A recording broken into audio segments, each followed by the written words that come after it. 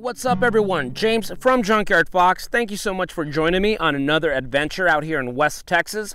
Now before we begin, folks, full disclosure, I recently had some dental work done, and because of that, my mouth is in pain and I'm talking a little funny, okay? So hopefully that's not too detracting from this adventure. It's not too bad, but you may hear me slurring from time to time, okay? So, not racial slurs, but I just talk a little funny from time to time. I personally hate it, but what can you do?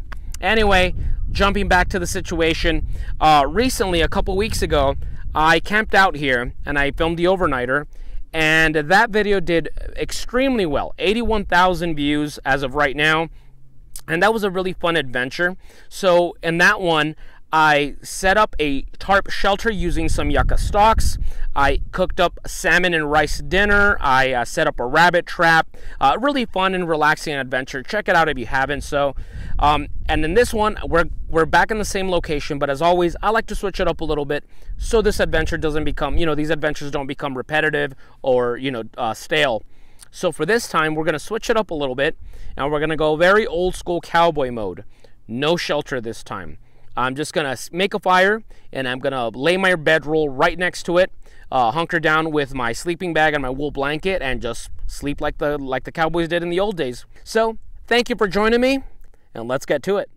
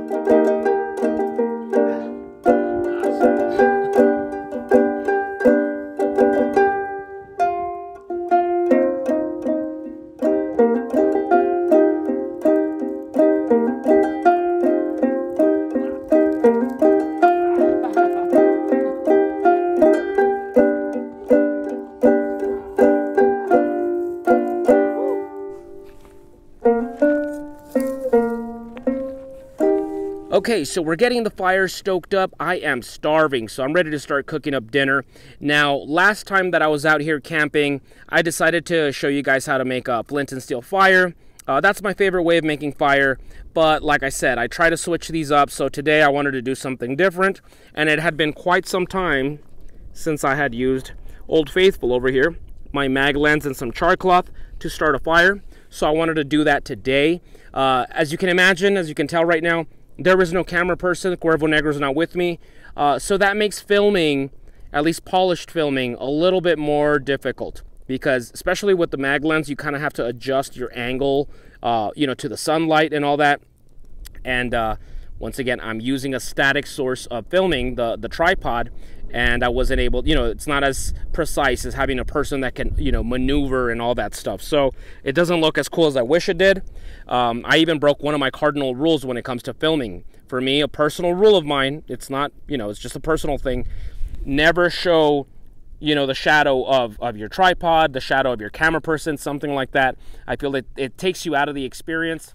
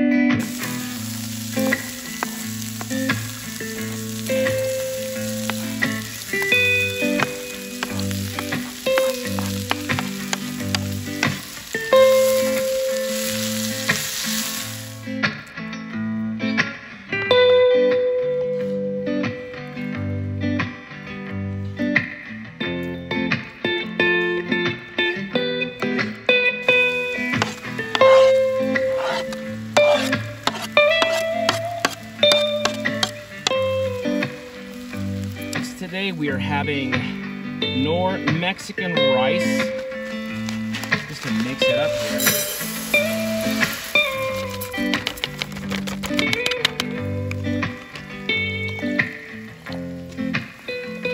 Let's bring that to a boil.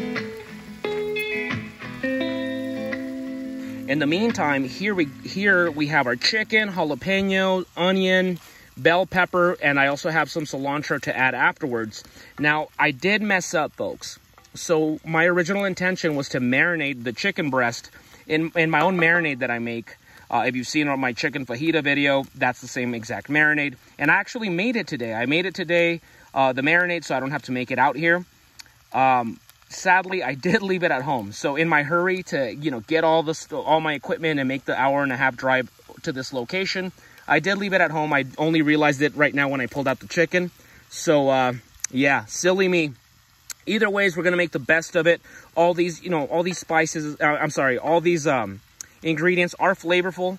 But, yeah, no marinade. And I even forgot my spice kit. Normally, I have a spice kit in my haversack. I recently took it out. I forgot to put it back in. So, no salt, no pepper, no cayenne, none of that.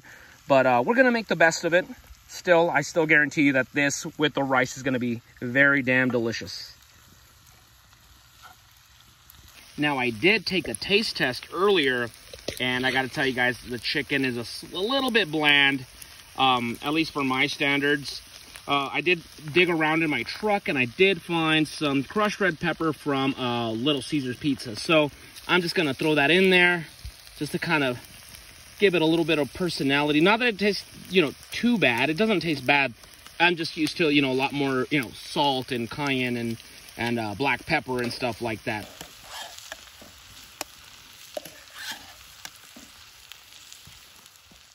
Okay, so it's dinner time, and that is one hot plate. So here we go. We have some Mexican rice mixed with some chicken breast, jalapenos, bell pepper, onions, and I did sprinkle a little bit of cayenne pepper. Time to chow down.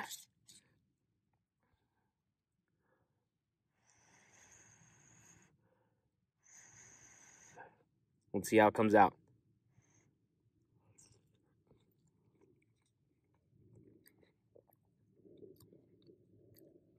Really good.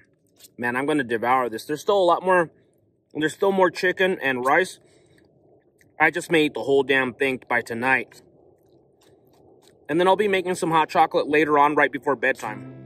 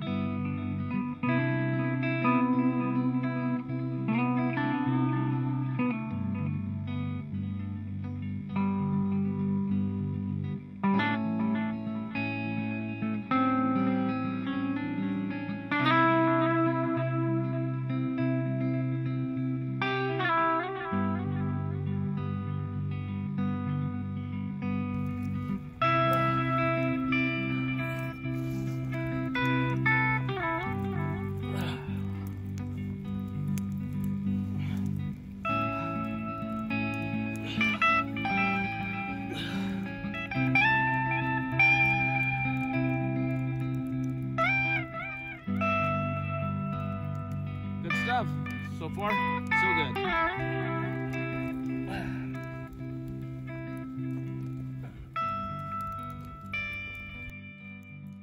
Okay, so there's the fire, and 3 feet away we have my sleeping quarters. So as you saw right now, I just jumped in there just to make sure that it was comfortable. It is, and I think I'm gonna be okay. So far, the winds seem to have calmed down. that is going to change once like the early morning, like 3 or 4 in the morning. So I'm going to roll this up as a taco, use my tarp to kind of cover my blankets and all that. And I have here, let me see, you can see this. So I have my tarp, and I have 3 different sleeping pads kind of cushion me off the ground with all these pebbles and rocks, sharp rocks and little twigs and all that stuff, thorns. So I'm pretty cozy there. I have my sleeping bag, and I have 2 wool blankets. I have a 3rd one in the truck. I may bring it just in case. Even if I don't use it, I may use it as like a secondary pillow, even though I do have my pillow right there. Now, the only thing that I get paranoid about is, you know, stray embers that may land on, say, my sleeping bag, because that is flammable. But as long as I'm covered by the wool is flame retardant, so it's going to help me out with that. And in case, you know, when I lay down and the fire feels too intense, I could just scoot this a little bit more that way, just to scooch a little bit away from the flames. So far, so good. I just looked up the forecast. It is 36. It's saying it's going to drop as low as 36 degrees, which is very pleasant. Not a lot of wind, so that's going to change. I can guarantee that's going to change around 3, 4 in the morning, but I'll just try to cover myself with blankets so I don't have to deal with sand and dirt on my face and all that. And that's about it. Now, other than that, I'm going to address a question that I got asked like hundreds of times on my last overnighter is, you know, do I get worried about creepy crawlers, whether it's a snake, a scorpion, or tarantula, coming up to cuddle with me, you know, when I'm sleeping out here on the ground or on a primitive shelter. And that is something to take note of and worry about, but not at this time of year. We're still in winter, so the nights get pretty cold still for snakes and tarantulas and stuff. So most of those creatures are hunkered down. Either they're hibernating or they're dead. So, you know, I'm not saying that it's impossible that a snake can't wake up around, you know, February, March, early March, if it's, you know, warm enough during the daytime, which it is.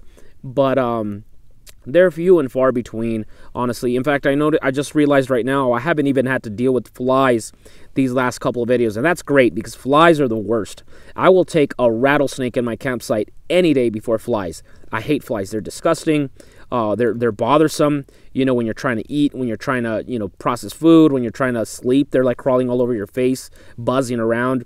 Yeah, at least a rattlesnake shows up, you know, scare him off, or, you know, dinner just showed up to my doorstep. So I much rather have that.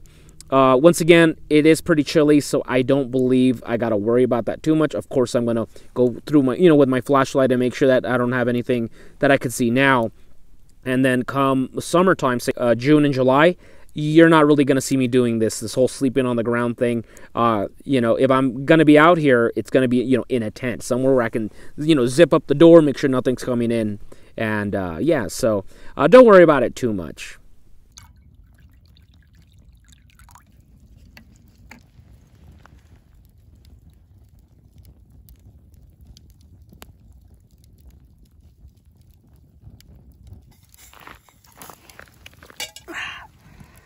Remove it now and place our hot chocolate.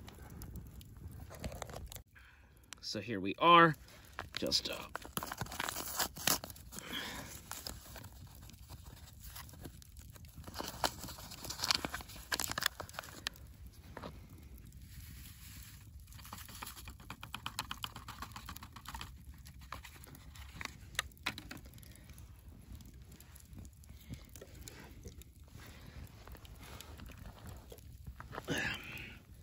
I'm just gonna use a stick.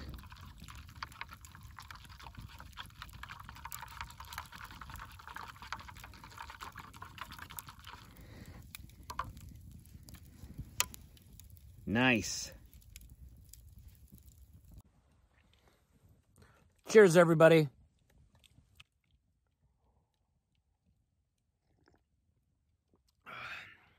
Damn good hot cocoa. I need to start drinking hot cocoa more often.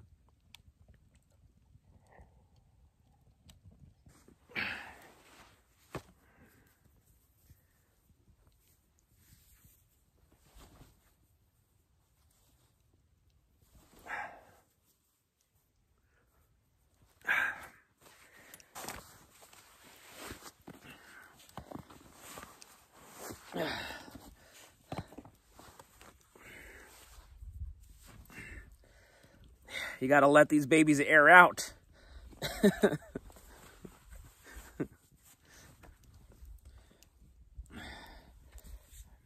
Yeah, and these are so comfortable, man. They make a world of difference. So if you have not purchased, if you have not bought any wool socks, I would highly suggest you do so, especially if you're planning to be out in the cold. They really, really are game changers. I got the fire there. I got my bundles of firewood, like I said.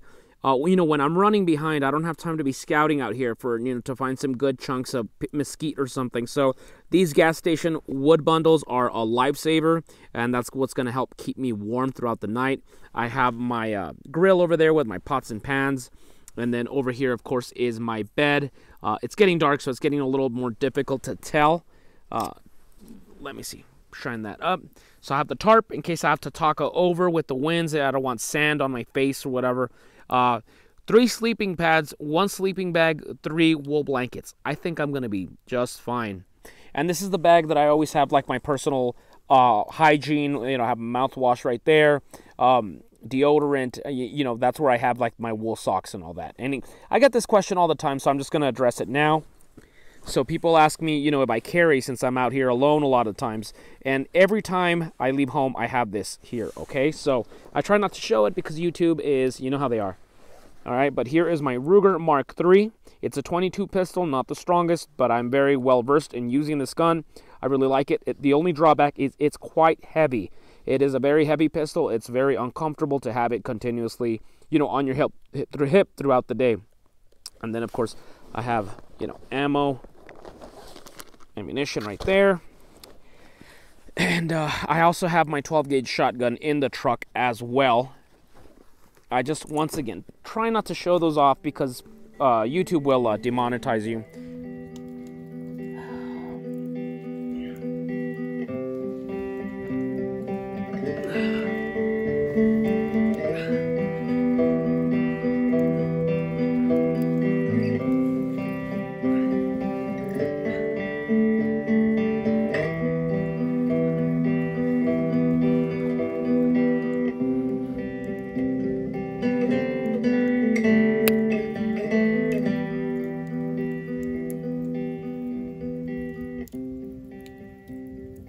I'm ready to call it a night.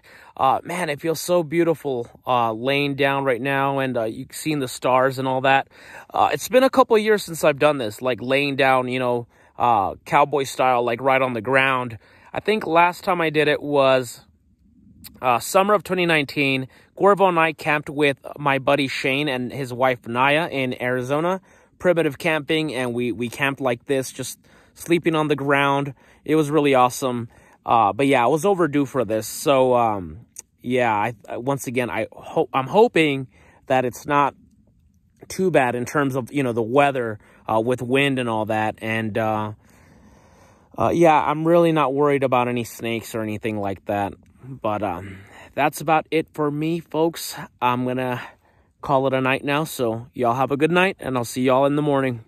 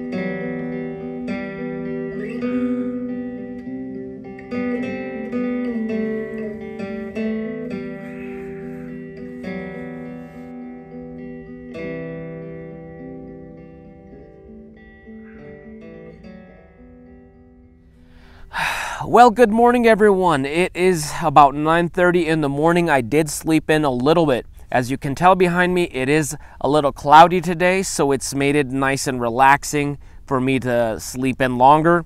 I did wake up sometime around 4 a.m. and the stars, the skies were just so beautiful.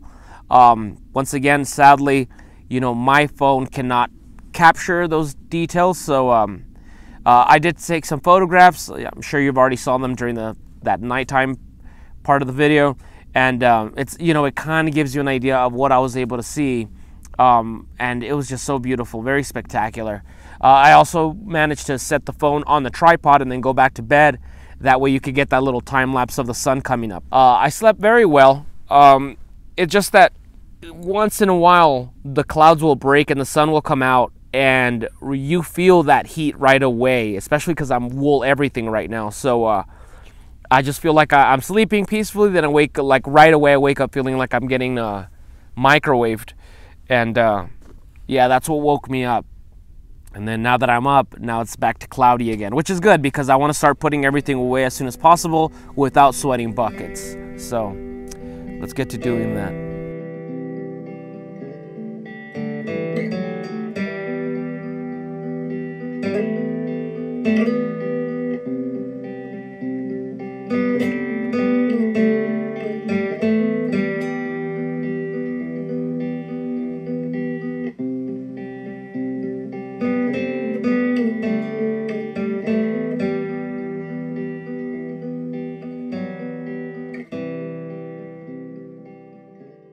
So that is about it. I put everything away in the vehicle. I'm ready to head out. Now, when I was putting away my stuff, I did purposely keep an eye out, see if I saw any bugs, any cricket, any spider, anything like that to report to all of you.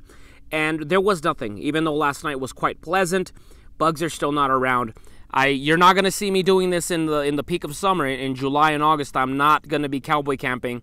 If you're camping back in around July, I'll be camping out here, and you see little crickets and spiders and moths and all that stuff. So I would not suggest you doing so. That's when you really want to bring a tent. But, once again, this time of year, don't worry about it too much. And that's it. What a very pleasant and relaxing experience. One last thing before I head out is I want to give a shout out to today's sponsor, which is our Junkyard Fox Patreon page. So for those of you who don't know, our Patreon page, you give a certain amount of money. There's monthly giveaways. You guys get channel updates, behind the scenes updates, that kind of stuff. You get free merch, and that helps us out, get out here more and do stuff that YouTube doesn't necessarily like. For example, hunting and all that stuff. It really helps the channel keep going. And of course, like I said, we give stuff back to all of you. So our future Patreon giveaway, not this month, but I want to say in about 2 months from now, is going to be a brand new snake eater. So for those of you who don't know, this is my knife design, the snake eater. And I commissioned Woody Smith, the maker from Wood Steel Knives, to make a brand new one so I can give away to one lucky patron. This is a $350 knife made in the USA. Very beautiful. It has green micarta with red liners. It has that multi-grind, or what you can call it a distal taper. It starts off Scandi right here for woodworking, whittling, that kind of stuff. And then it thins out. It tapers out to a flat grind for game processing. So if you haven't seen in my past videos, here's my personal snake eater, and this one, you've seen it processing a rattlesnake, processing a wild boar, trout, bluegill, that kind of stuff, and it works beautifully. So this one's going to be doing that just as well. You could see my logo right there. You could see Woody's logo right there, crushing pommel. So yeah, this is going to be a giveaway. Pretty soon, it's going to be sent out to some YouTubers, other YouTubers, so they can review it first. And then once they send it back, then it's going to be given away. So a little piece of Junkyard Fox history here. The link will be down below to join our Patreon if you're so inclined, if you're interested. And once again, you get a chance to win a Junkyard Fox Wood Steel Knives Snake Eater knife. And that is about it for me, folks. I am out of here. See you guys next week. Thank you for watching. Now go outside and get your boots dirty.